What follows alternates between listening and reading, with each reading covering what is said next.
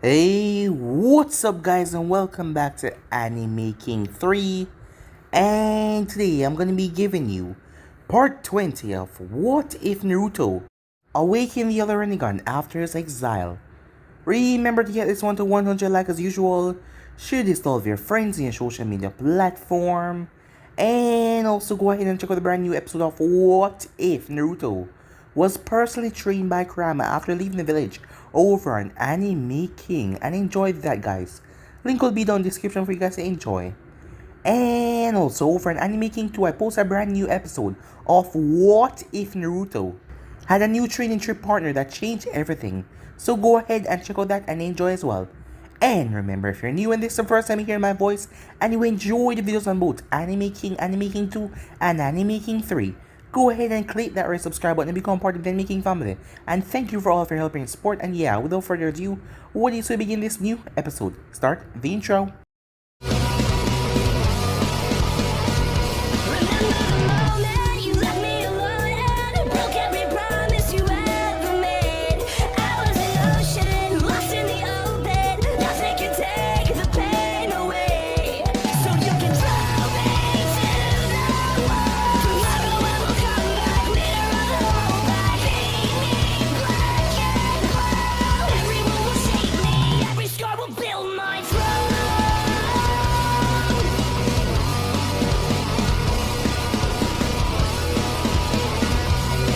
So the last time we left off, the scene that Jiraiya came upon shocked him.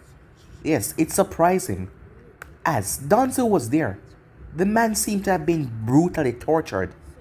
His arms and legs were severed, while a strange ghost-like figure was coming from Naruto's back and entering into Danzo, keeping the man alive despite the numerous injuries that he had suffered.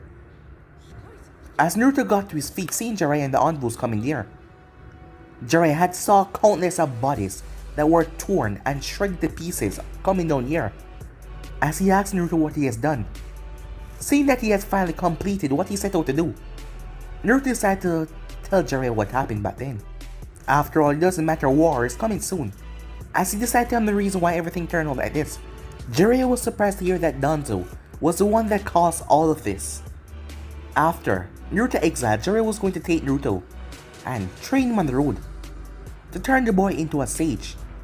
But Naruto had ran away, and Danzo had conspired everything to make Naruto already hell life existing worse. And all the pain and suffering of losing those people that he come to cherish turned him this way. Jiraiya couldn't allow Naruto to leave, despite everything, as he realized that Naruto was in too much pain. Too much suffering has been happening to the boy. He hated himself for saying it, but he had to end that suffering for Naruto.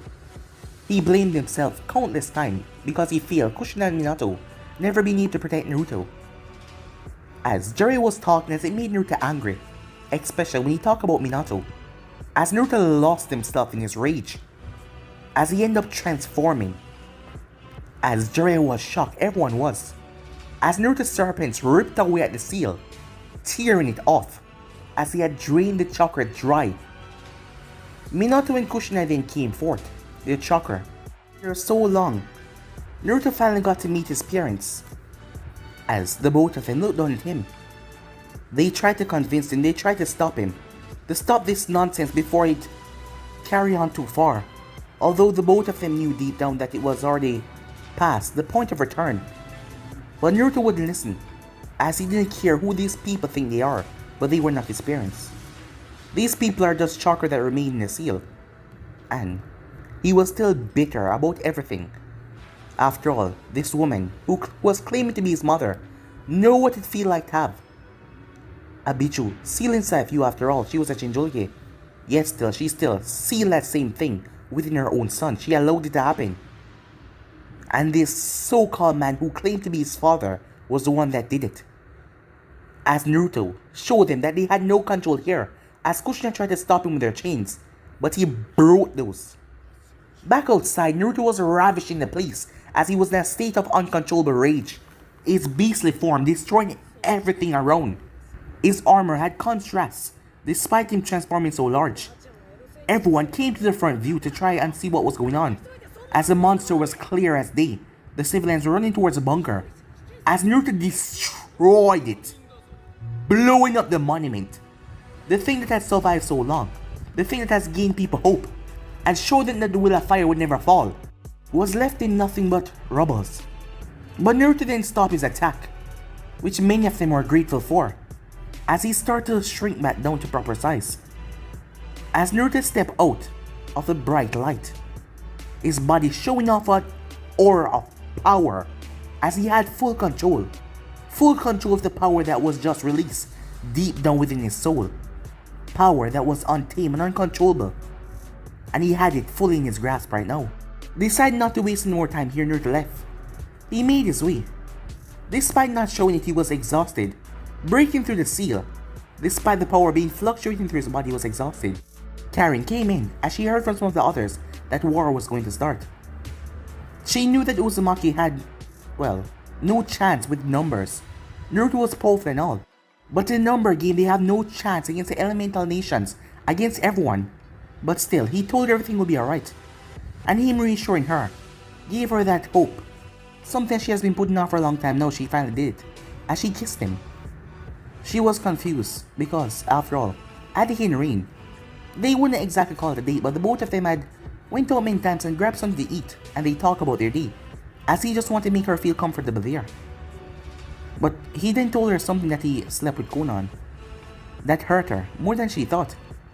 But he told her that he loved her as well when she asked him, as he loved Konoha, but he also loved Karen. Their moment was interrupted when he was called, as she told him to go. After all, this will need a lot of time to think about. As it was Konoha there, she came up and kissed him. He was certain now, as the feelings were there for the both of them, as she asked him about his offer about still moving to Uzu. Well, there was a few others coming. So yeah guys, so basically that's what I thought. You guys can switch across the place and check it out for yourself. So what's to begin this new episode? We begin this new episode at Konoha. At the moment, Snally was having a headache. There were many things on her mind, which just can't seem to settle. For one, there was a war starting soon. Very soon. Things were already being mobilized, with Raikage being the head of the alliance, Shikaku being their main strategist, with Inoichi being their intelligence provider. As that was one thing. To think that there would be another war starting after so long. War was not an easy thing for anyone. War left most people scarred, and most people in states that they just couldn't recover from, whether it was mentally or physically. War was never good for anyone. And the other thing was, the person that she never wanted to go up against.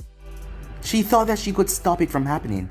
She thought that she could find a way to convince him to not go this far, but she could not. As she felt like she failed as a Hokage for not being able to convince this one boy. He wasn't just a boy though. He was the one that gave her hope. He wasn't even a kid anymore. He had grew up and become a man. He gave her hope. He made her saw that there was reason for continuing on. He made her saw that there was a reason of coming back to Konoha to take up the mantle of Hokage and not waste away her life by just drinking. And now they will have to go up against him. Another thing on her mind was the revelation.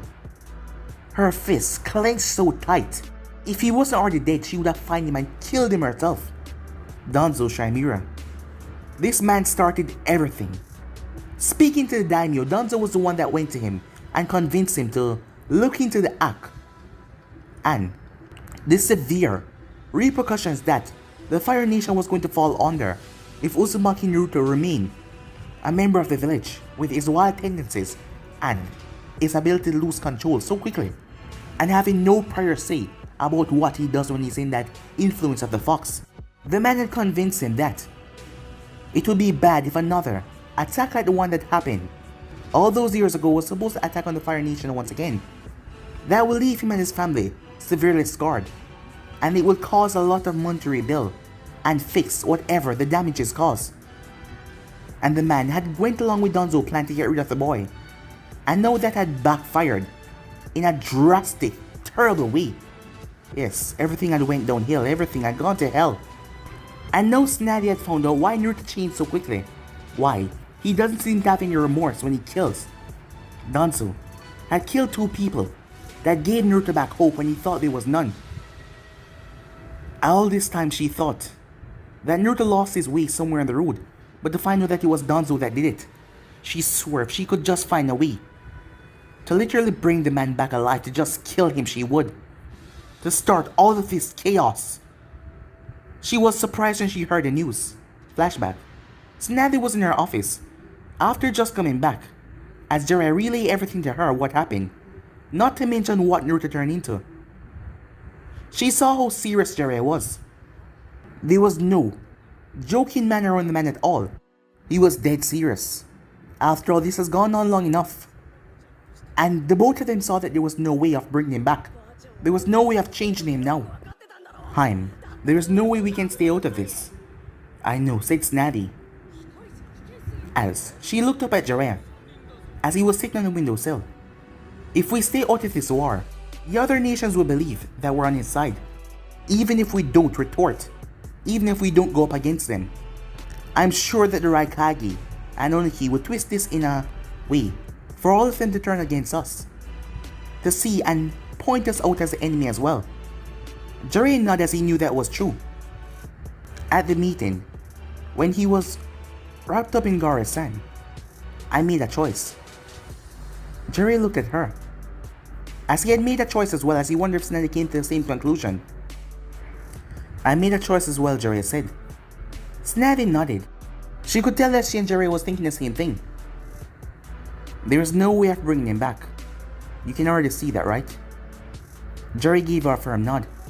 The only way I see to end his misery right now is to kill him. Jiraiya simply nodded back. That was the same thing that he thought about as well. The only way they could end this right now was to take Naruto's life and save him from the pain and suffering that he was going through. Because they knew he couldn't win this war. The whole nation against him and Uzu alone. And if he was captured after Uzu fall, the punishment would be worse. They would do their best, the Raikage, Tishikage, not to mention the Mizukage, to make sure he suffer, to make sure he feel pain beyond anything else. After all, he completely wiped out Kirin. Snazzy was sure that the Mizukage wanted him dead in the most painful way possible. So, you're with me on this one, said Snazzy. I see no other way but to end his life, to end him from experiencing any suffering. We have to do it, Jiraiya. As Jiraiya could hear her voice, despite trying to sound all strong, it was hurting her deep on the inside just to say these words. I know. Jiraiya gave her a soft smile. As he placed a hand on her shoulder, she looked up at him. He was not looking at her, he was looking through the window. You don't have to bother yourself with this time. I've already failed as his sensei and his godfather. I failed Minato, I failed Kushina. She was about to retort, but he stopped her by raising a hand. So, the most I can do is help Naruto this one last time by releasing him from this contingency he placed over the world. After all, if it's not us, it's gonna be a lot worse, he said. Despite the man trying to make the mood light, this was immensely tense and draining emotional-wise. Snazzy could only nod.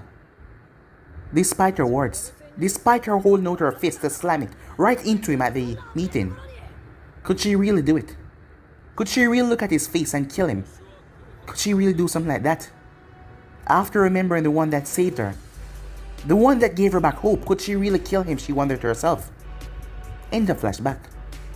A small tear slipped from her eye and landed on Dex. She glanced towards the photos on the wall. As her eyes landed on Third Hokage, Sensei, I wish she was here, she said. Maybe you could have told me what to do. As her feelings were all conflicted. Meanwhile, in a massive cave, 3 people stood. Well, 2 of them stood. One was sitting down in his mechanical walker. So how is it going? Said Nagato. Well, so far so good, said Naruto, as he looked at the 2 of them.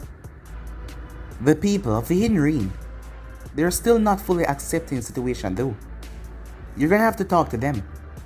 We're gonna have to show them that there will be no harm done to them here. Nagato looked at himself as he looked down. He hasn't really faced the people. After all, Konoha was the one that always spoke to them as his angel. Nagato, said Naruto, as he looked back up. You know war is coming, right?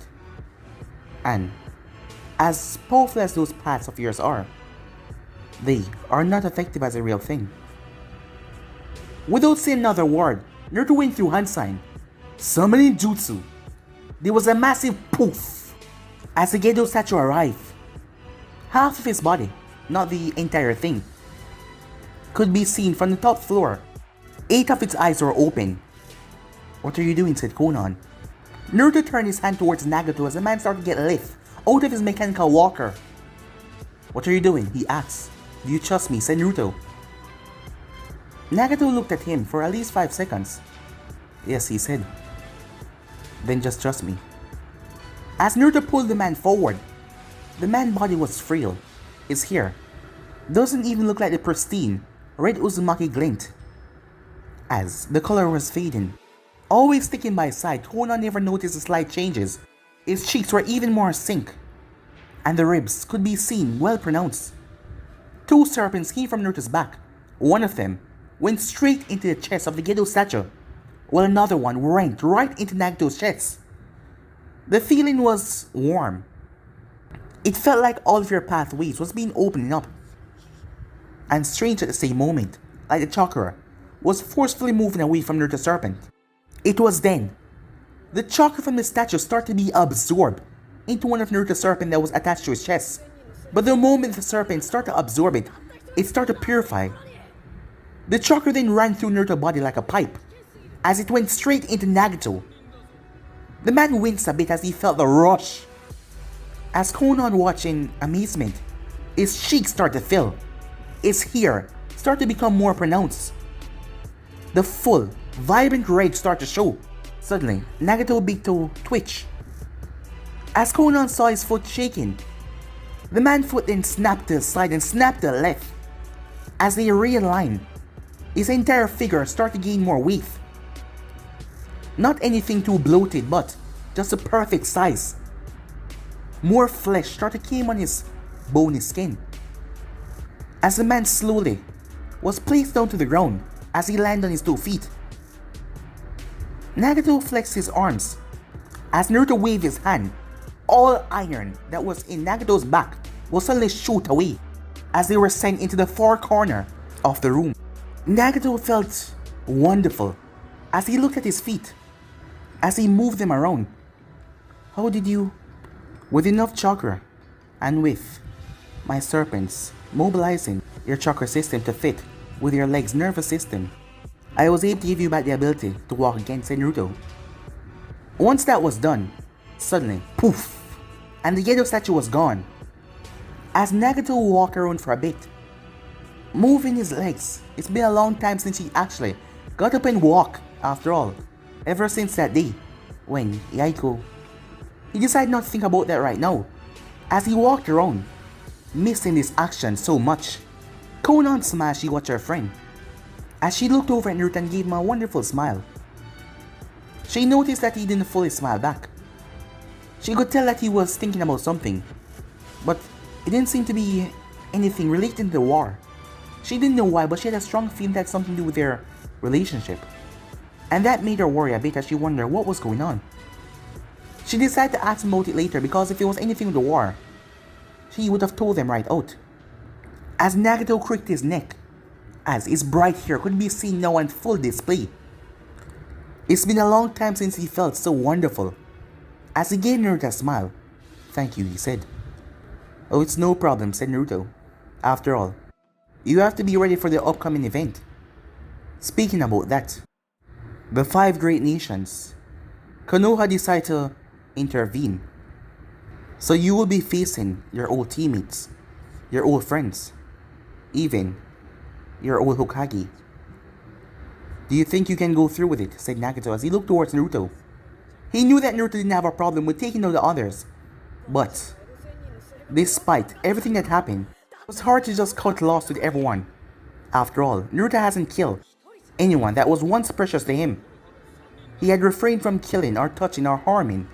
Well, he defeated Jiraiya, but he had the opportunity to end the man's life, but he chose not to. I have already spoken to them, but they choose to still continue on with this war. So we will have to stop them.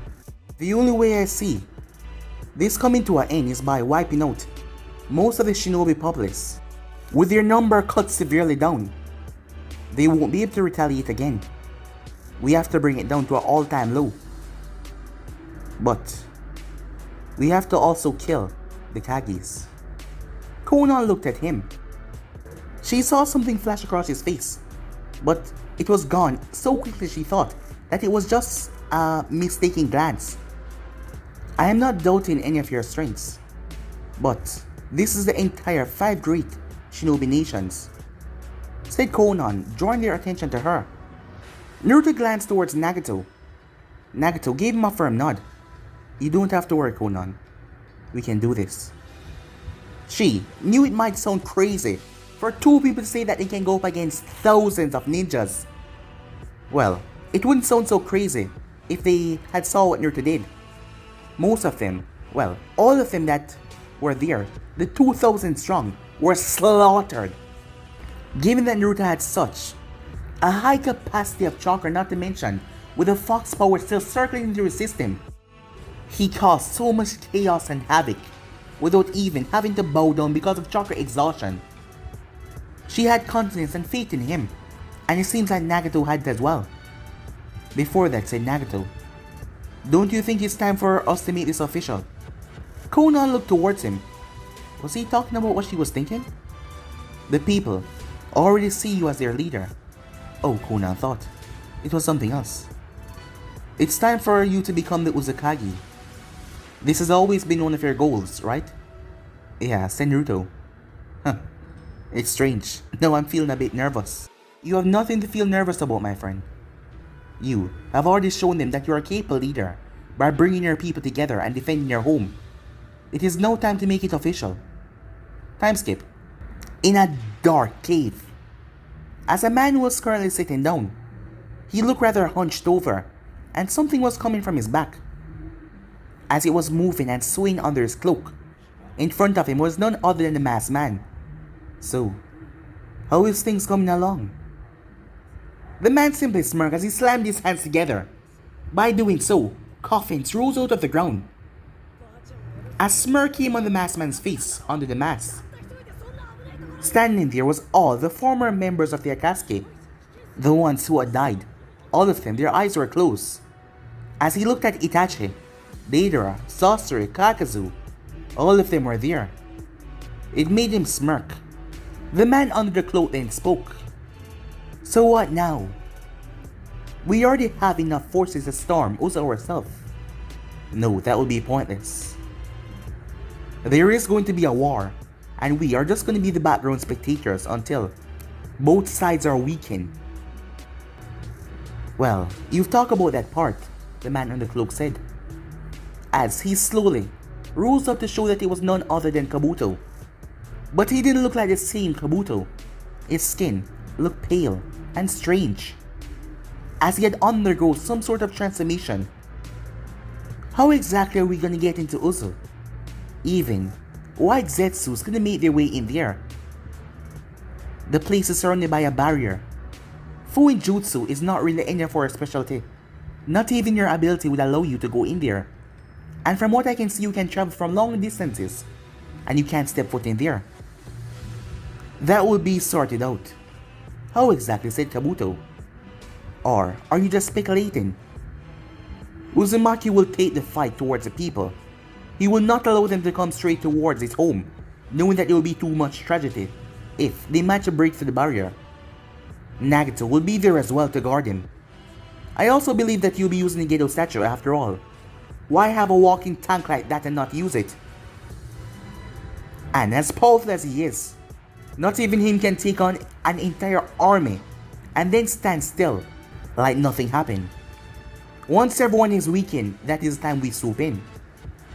We would forcefully take what we want. And just like that, we will be wiping out 2 stones with 1 bird. The entire Shinobi Alliance will be weak. Not to mention Uzumaki will be exhausted as well. And then, it will be too easy. You know, you're speculating everything on a whim, thinking that that will actually happen. It seems like you have too much faith in Uzumaki. Do you really believe that he can face off against 5 great nations, even with the aid of Nagato, and still stand? Well, if I do recall correctly, he was the one that dropped a meteor on Taki, wasn't he? And how much people do you speculate was in Taki at that time? Well, let me give you a clue of what I think. Probably in the hundreds. And I don't mean like the 100s, I mean like the 8 or 900s. And only a handful of people survive. So what if he decided to just drop at least 10 meteors? As powerful as he might be, not even he can do something like that. And why not? Isn't he the one with the 9 tails inside of him? By the way, you haven't told me what happened to that beast. After all, you told me that it couldn't be extracted. What exactly and how exactly they did that? Well, unfortunately I have no idea. Well, it seems like your facts are quite empty. You speak like you have another plan on mind. Oh no, I'm just speculating, said Kabuto. I just want to make sure, by the end of this, I'm on the right side. So do you intend to betray me? Betray you? Are you mad? Your side is the most fun and enjoyable. After all, I'm just here to see what the future is going to hold. After all, after a war, there is always benefit for people to reap, and I intend to reap as much as possible. Time skip. All of the people of Uzu and the Hidden Ring, they were all gathered in the central section of the city, where the giant tower was. 2 people, and 1 behind was standing up on the tower. Many of the people of the rain was whispering, because they were shocked, shaking to their core as they saw him standing up there. Most of them, some of them had seen glimpses of him, and then spread it amongst the populace. As they saw their god standing there, they wanted to cheer. Most of them were still saddened by the loss of their home, and most of their family members being crushed. But they knew that their god would solve all of this. When they didn't have the strength to do with their god, he was a god after all. And he will not let this slide. He will not let this tragedy go unpunished. For the Uzumakis though, they could tell that this man up there was a Uzumaki, as they saw their Uzukage, despite not being formally named that yet. Most people already saw him as such. They saw him just hanging back, and Konan standing there as well, as many of them has come to know Konan over the time. She visits here quite often. Meanwhile, Karen was down there, along with Fu, and Guren. Guren narrowed her eyes as she looked towards the newcomer. She hasn't seen this one yet. As she looked towards Nagato, Nagato's eyes swept over the crowd. The people all knew that it was their god, as they saw that legendary eyes. Many of them were unaware that there was another. Nagato's eyes briefly caught eyes with Guren, seeing that she was staring at him so intently, like many others were, but their eyes just met for a single moment. It was strange. There was just this strange spark before their eyes broke away. Karen, on the other hand, was looking at Konan. She didn't have anything against the girl after all. She was her friend. Well, if you could call it that. I mean, she was nice to her and she was nice back to her. They didn't hang out that much, but they did hang out when they were at the Hinrin. Well, not for too long. Konan just showed her around a bit. And also they got to know each other because of their both closeness with Naruto. And now things were complicated, as Karen only had, despite not saying anything that day, she didn't know how Konan would take it or what Naruto would do. She loved Naruto and she wanted to be with him. Not to mention she knew about certain clans. While the breed was dying out, a male member had to marry multiple wives. She never thought that she would find herself in a situation like this before. While the Uzumakis were low on numbers. They still had the numbers. The clan was not exactly on edge of dying or anything like that. But she wanted to be with Naruto. Her mind was dead set on that the moment, the first day when they went out on that first date. And she remembered what he said. That does change everything. Flashback. This was the first time they were eating together, and he made things extra special by cooking himself. I never take you for the want to know how to cook. Well, I was taught everything, said Naruto, as Kaya was the one that taught him how to cook. It took a lot of trials and error. After all, he kept on burning every single thing. Even if he just let it sit down for a couple of minutes by accident, he just burned everything. He always take his eyes off it. As Karen watched him, now he was moving like a whiz in the kitchen. So what is this? Do you just feel sad that you're leaving me here alone? While you had promised me that I will be a part of something bigger. I will help bring back the Uzumaki clan. Yeah, I'm feeling guilty. Well, you don't have to, she said. You've already done so much. After all, if you were to release me right now in the world, given my skills, and given that I kind of run away from Orochimaru, I will most likely be dead sooner or later. Not to mention you already done so much. You helped me, and I found friends here, so you don't have to feel guilty about anything. Well then, don't think about it as me reaping a guilt then. Think about it as a date, said Naruto. As he was looking at her as his back was turned, so he didn't see the blush that came on her cheeks. She decided to follow up on that though. A date, huh? So what? You turned us into our own married couple already. Despite the both of us just meeting. Well, I wouldn't mind. You seem like a wonderful girl, and I wouldn't have any objections to be married to you, said Naruto. At the moment, Naruto wasn't, well, in love with her. He saw her as a wonderful person, but not really in love. But being the person that he is, he didn't know that he was actually talking in this way that could literally shake someone's heart for the better. He heard something fall as he turned around. Are you okay? He said, as she had dropped a silverware that she was holding in her hand. Yeah, I'm fine, she said, as the thing had rolled under the table. She bent down and picked it up, only to see a hand in front of her. She took his hand as Naruto helped her up. I mean, after all, said Naruto as he gave her a beautiful, charming smile. The both of our names are already Uzumaki, so there will be no need to change in anything, he said. Karen and Naruto Uzumaki sound like a wonderful match. And with that, he went back doing what he was doing. Once again, she felt her heart skip a beat. End of flashback. And from that day, she knew. Despite he never really taking that completely serious, she knew. And over the time, things changed, and he seemed to have gained feelings for her as well. She was so deep in thought, she didn't even notice that Nagato started to talk, as he was addressing the people of the Hidden Rain. And I assure you, misfortune like this again, I will never allow it to fall on my people. Many cheers could be heard, as the people of the Hidden Rain knew that their god will never let them down, as they saw him stand up there. But now, we are in a different environment. We have been accepted into the arms of the Uzumakis. People who have showed us gratitude, gave us their homes, their help, to help us regain and compose ourselves despite the hateful and the horrors that the world out there has to offer us.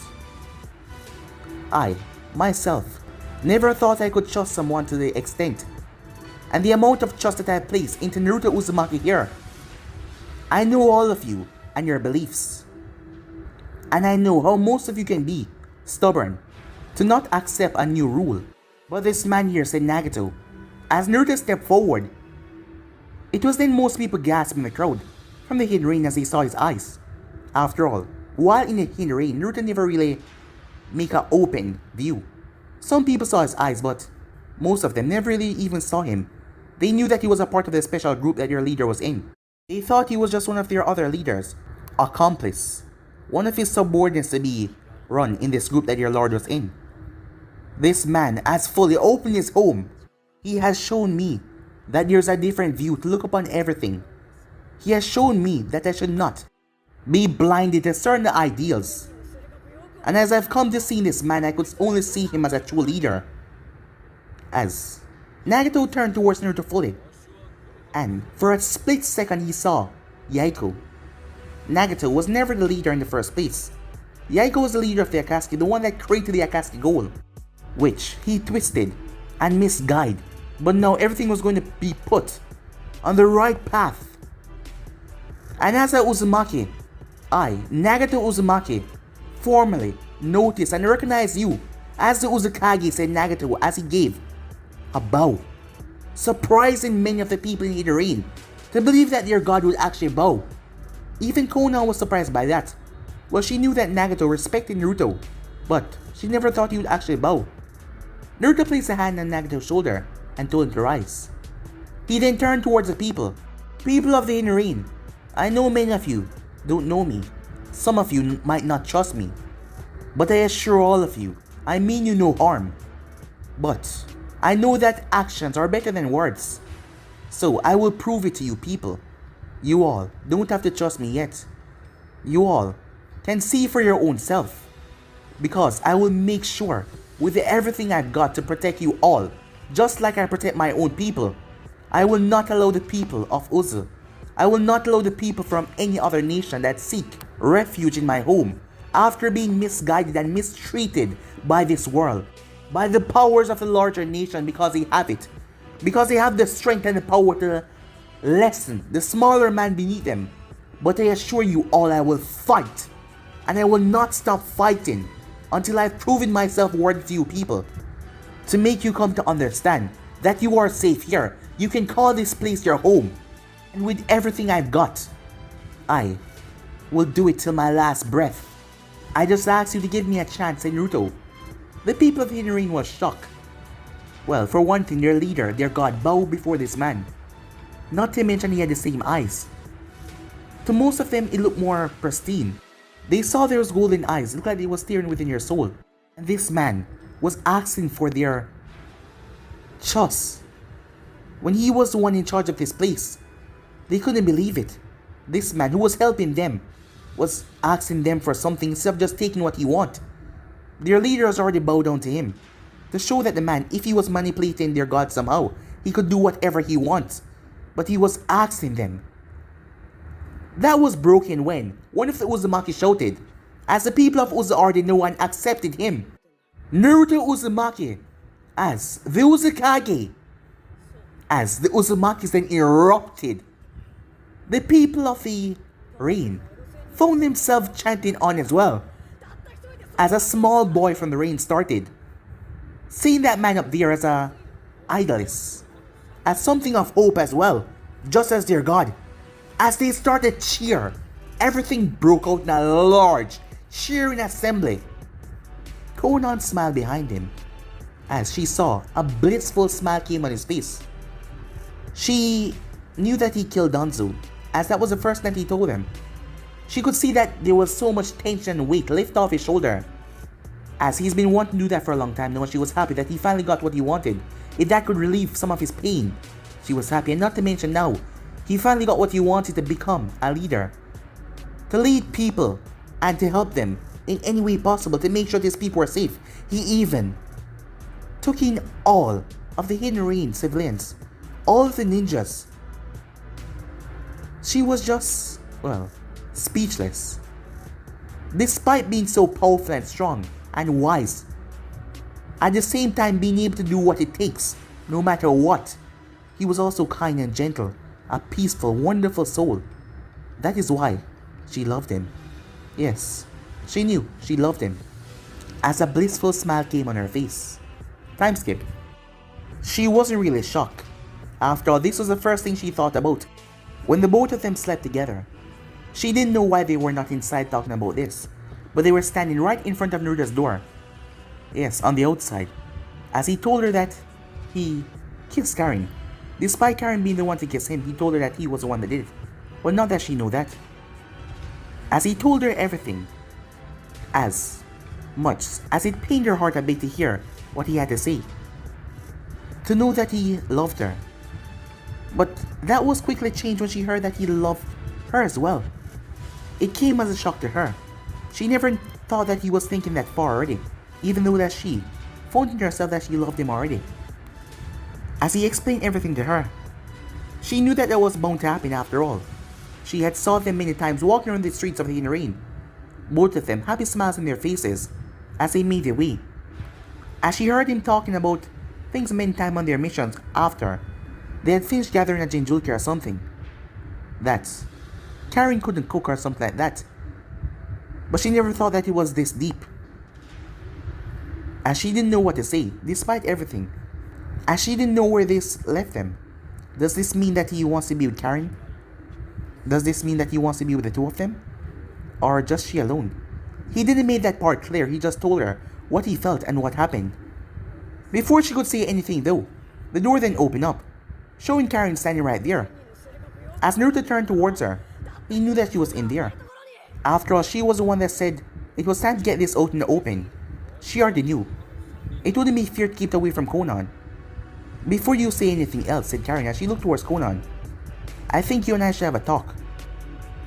Konan nodded as both of them made their way in the room, as she locked the door. As Naruto stood there, he didn't know why, but for some reason he gulped, as he felt a bad omen, like something terrible was going to happen. What if they start to fight? What if they didn't take it as he thought? He knew that was asking for much, for the both of them to, well, go along with this that easily, and to feel the same way and not feel any sort of emotion with him being with the both of them. But a part of him wished they would just go along with it, as he loved the both of them and he really couldn't choose. As Naruto sat down, right into the living room, waiting. Meanwhile inside, both girls were silent. As 5 minutes has passed, and strangely enough none of them had said anything yet. Karen had everything ready to say, but the moment she saw Konan and they was ready to talk, it became completely awkward. And Konan was not feeling much better either. She has been suppressing her emotions for so long, not having a normal life, always focused on Nagato's dream, always wanted to fix this world. She never had time for dating or anything like that, so it was completely awkward. Look, it's not like if it comes down to a fight, I can win against you, said Karen, so please don't suggest that. I mean, that would be bad. What if us fighting over him? Well, it will be bad because you know that you will lose, said Konan. As much as I hate to admit it, yeah, said Karen, as she gave a soft smile. Look, we're friends, right? Konan looked at her. For once her face was not unreadable. There was many emotions flashing across it. Yes, she said. Well, we can come to some sort of arrangement. Like what? You have him today, I have him tomorrow? No, not like that. I knew that Naruto had feelings for you. A couple months after he started to embark on those missions with you, he came home with a blissful smile most of the time. And I knew that he had some strong feelings for you. For one moment I thought that he didn't feel the same way about me, so I just went quiet and left it alone. I decided to just let him be, knowing that his life must be stressful enough without having to pick or choose. So I never bothered him about it. I never told him anything. I never released my feelings to him at all. But after finding out about this war, and sorry to say, but I saw no progress between you two, because I never knew, so I kissed him. I'm sorry that I just kissed him like that, because he told me that the both of you slept together. I could feel the hesitation. I could feel that he had his mind on something else, because he was thinking about you. I was going to stop everything, but he told me that he loved me, and that was the most wonderfulest moment of my life. It shocked me, yes, because I thought my feelings were only one-sided. I thought that he was just nice, like he was to everyone else. After all, he's so nice to Fu. But if you look at the relationship closely, he kind of sees her as a little sister. A cute, little naive little sister. Yeah, you're right, said Konan, he does. He always mentioned about her strange acting, especially the day when he took her for ice cream. Yeah, said Karen, he told me about it as well.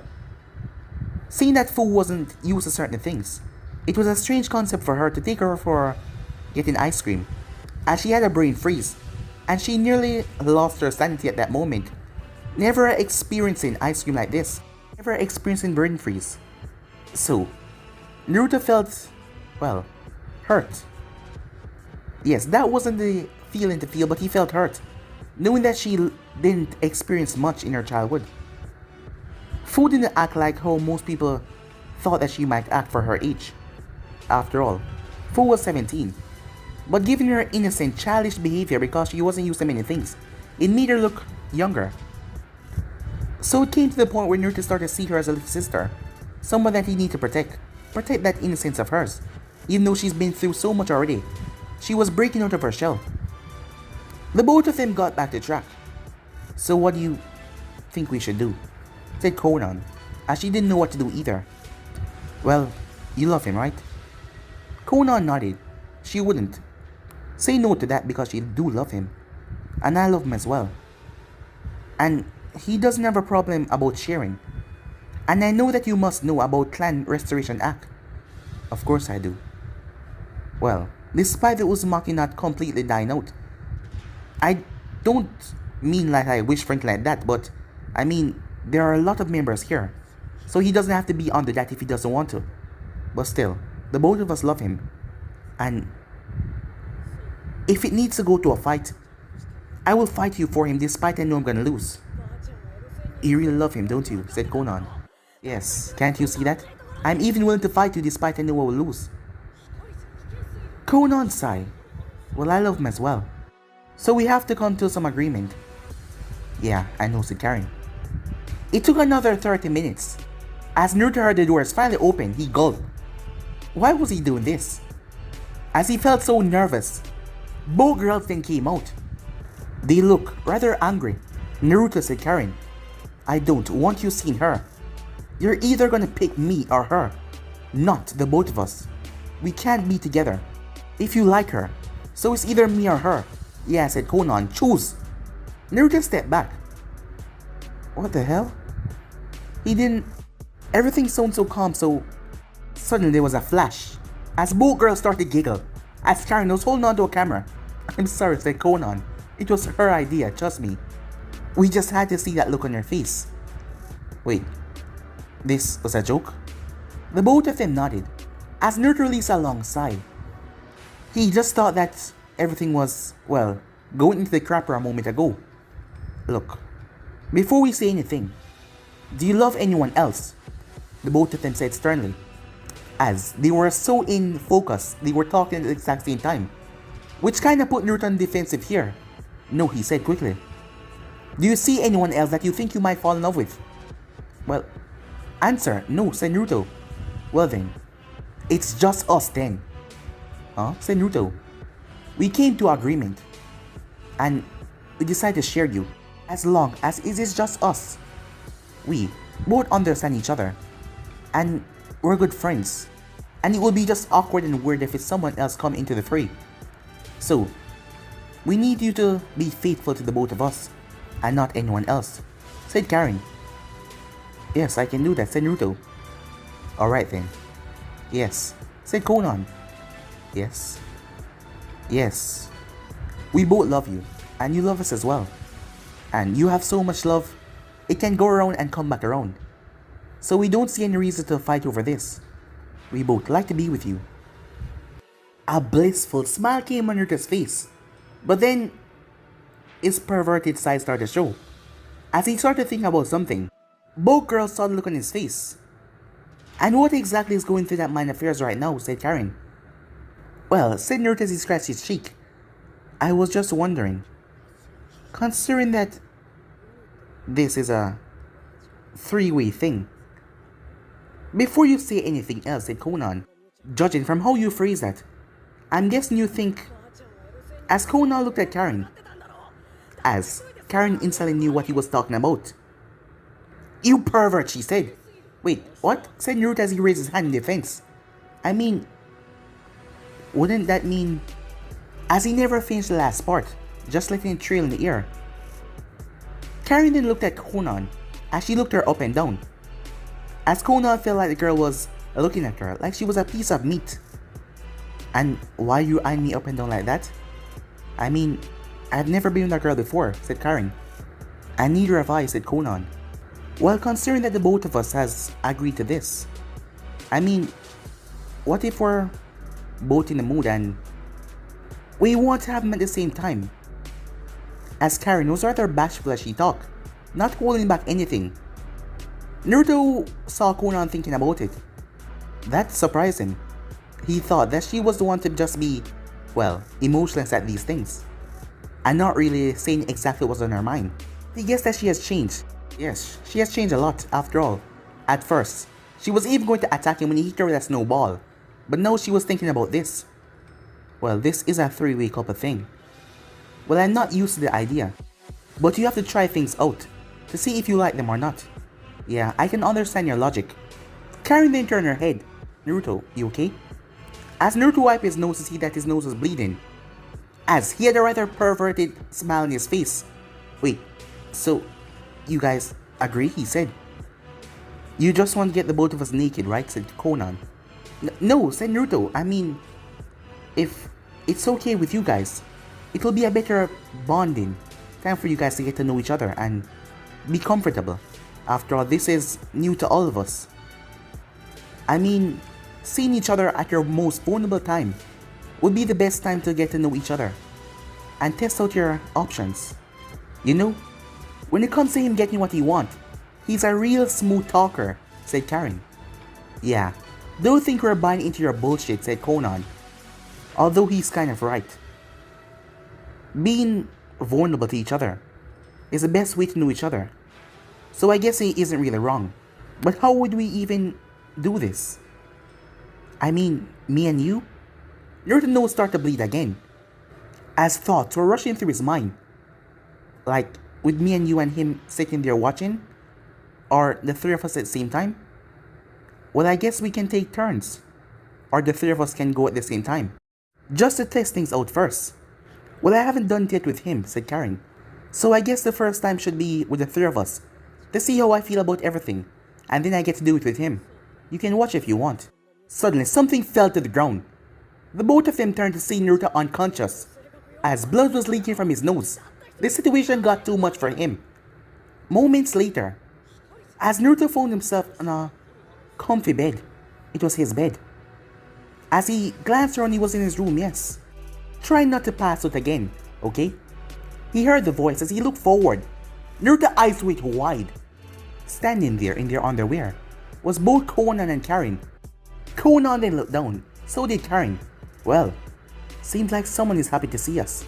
But guys, if you end episode right here, if you want the next part, this is what to do. Like, subscribe, comment down below, and turn the bell notifications to stay posted.